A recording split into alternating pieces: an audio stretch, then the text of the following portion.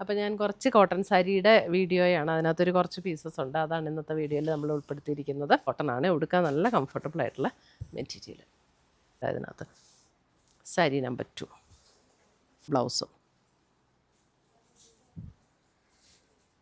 Blouse. Sari number 4, sari number 5. Full body ഇങ്ങനെ തന്നെ, body ഇങ്ങനെ വരും.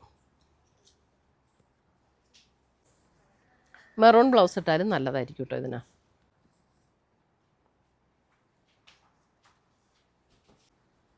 ബ്യൂട്ടിഫുൾ സാരീസ്.